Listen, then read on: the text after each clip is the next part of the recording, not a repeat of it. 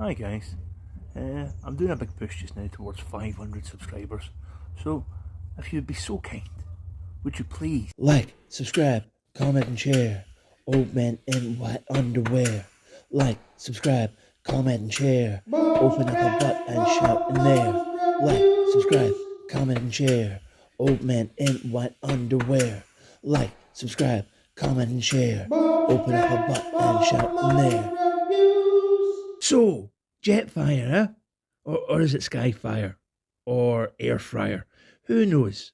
This humongous fella has a bit of a long winded story behind him that will surely only interest the oldest and saddest members of the Transformers community. So, basically, me. And since I find it interesting, I'm going to talk about it, alright?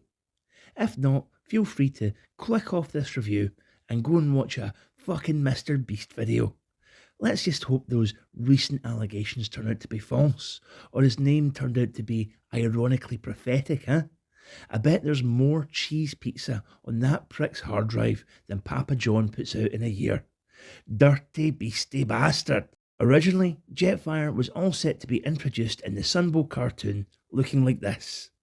That's how I remember the toy from when I was a wee fella. A big old sausage with a visor and funny ears. However, there was a problem. The toy that would become Jetfire was originally from Macross. No, not McRoss, the unincorporated community in Greenbrier County, West Virginia, but the Japanese anime that subsequently became known to us as Robotech. Hasbro bought the rights to issue the toy in the Western world as a big Autobot bastard for the Transformers franchise. However, the rights didn't extend to Japan, so Jetfire was not able to be sold by Hasbro's Japanese partner, Takara. This represented somewhat of a problem for Hasbro. Jetfire was all set to be a big character, quite literally, in the franchise, with a major role in the G1 cartoon. But how could they include a character whose toy couldn't be sold in one of their biggest markets? I mean, this isn't high art. The cartoon was meant to be an extended toy commercial for Optimus Christ's sake. The solution was a complete redesign for the character featured in the cartoon. Our sky-faring fella went from this toy-accurate depiction seen in his commercial to this big old unrecognisable goon. Plus his name was changed from Jetfire to Skyfire for seemingly no reason. Adding to this already puzzling state of affairs, the Marvel comic featured the redesign, but he kept the Jetfire name. This was deeply confusing to myself as a child. I bloody loved Jetfire's toy. He was one of my absolute favourites, so I couldn't wait to see him in action in the cartoon.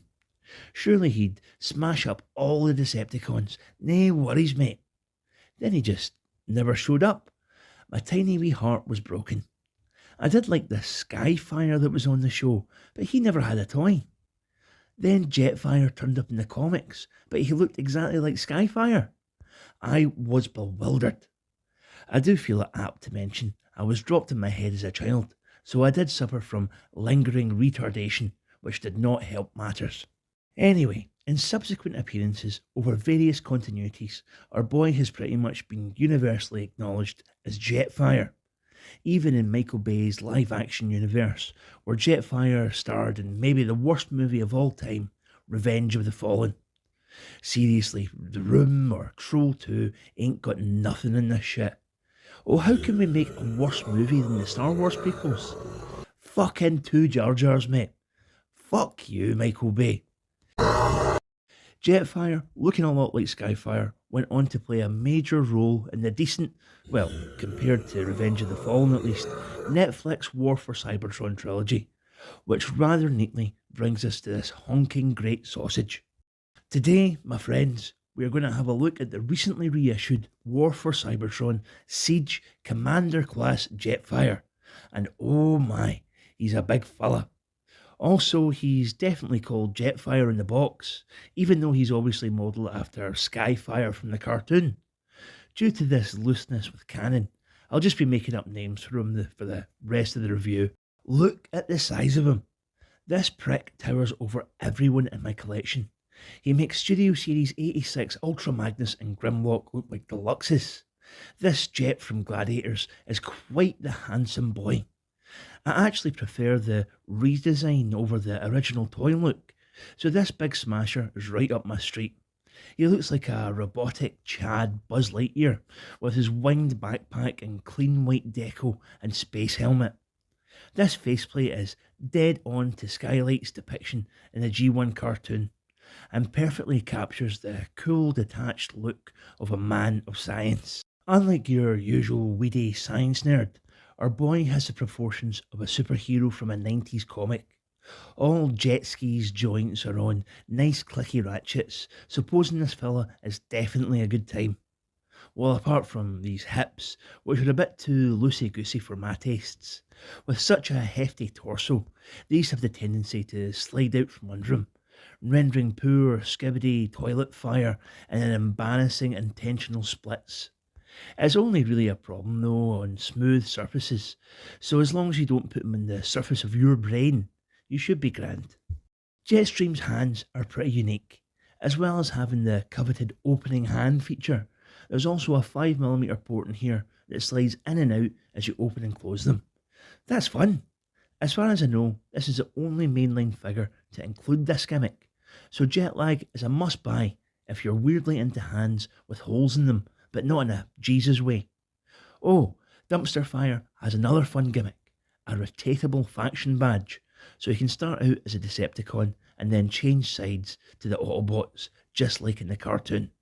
Jet Jaguar comes with a fuck ton of accessories, my favourite of which is this massive double-barreled blaster. This beautifully sculpted cannon can also be split down the middle and turned into 2 rifles for tire fire to dual wield. That's really neat. Unlike Titan's Return 6-shot, Liar Liar Pants on Fire has no problems doing some sick dual wielding poses thanks to these amazingly articulated ratchet shoulder joints. Fierce Jeremy also comes with an array of accessories that are intended to change his look so he closer resembles the G1 toy. They're fun, but largely unnecessary if you're going to display him as he appeared in the Sunbow cartoon. I like how they all clip onto him like he's a Centurion. Mind the Centurions, such an underrated toy line.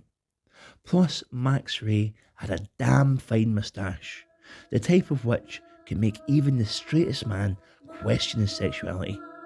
Maybe that man might ponder how it would feel to be held by Max's strong, muscular arms. How safe he would feel in Max's embrace. How that bristly moustache would feel on the back of his neck. How it would tickle and prick his goose-pimpled skin. How nervously he just might turn and kiss those full, pouting lips under that magnificently groomed facial adornment. Anyway, you'll only probably use this stuff once and then put them all back in the box for the rest of eternity. Transformation on Jet Wash is good, clean, simple fun. For a commander class, there's not too many steps here. I really like how Fire Festival's arms fold up ever so neatly into his chest cavity, and how his head hides away in this cunningly hidden backpack trapdoor. Look at this big fuck-off jet mode. It's bloody huge. There's such heft to this thing. It's loads of fun to swoosh him about. The oversized nature of this jet really makes you feel like a kid again, except instead of being a regular sized toy appearing huge in your tiny child hands, it's a massive toy in your old liver spotted gnarled claws. This is a dead ringer for how Ski Slope appeared in the Sunbow cartoon. It's a pretty mental design. I mean, it's not very aerodynamic, is it? It's like Rodimus Prime's Winnebago alt mode with wings. This is the same energy as Eagle 5 from Spaceballs. The only way this thing is staying airborne is because of these honking great big rocket boosters at the back. Please, don't get me wrong, I love how ridiculous this looks. This angular nose cone is instantly recognisable from Jerry Maguire's redesign in the cartoon. For a rushed redesign, this actually turned out great.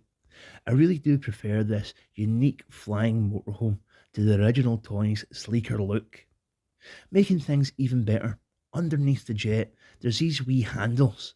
They're here so fellas can hang off the jet's undercarriage like absolute badasses, while Sweet Sapphire transports them into battle. I love it. If you want to ruin the look of the alt mode, you can plug all Danny Dyer's accessories together and stick them on the top here. That's a big no thanks from me, but it's nice that weapon storage has been thought about. So, should you get Siege Jetfire? I very much think you should. All the Commander class bots have been fantastic, and Jetfire is no exception. I still think Magnus is my favourite, but Jetfire is a close second. Because I'm not made of fucking money, I had to choose between getting Jetfire or Magmatron, and I'm happy with my choice. I still want Magmatron though. Hopefully he'll still be on shelves when I have a bit of money again.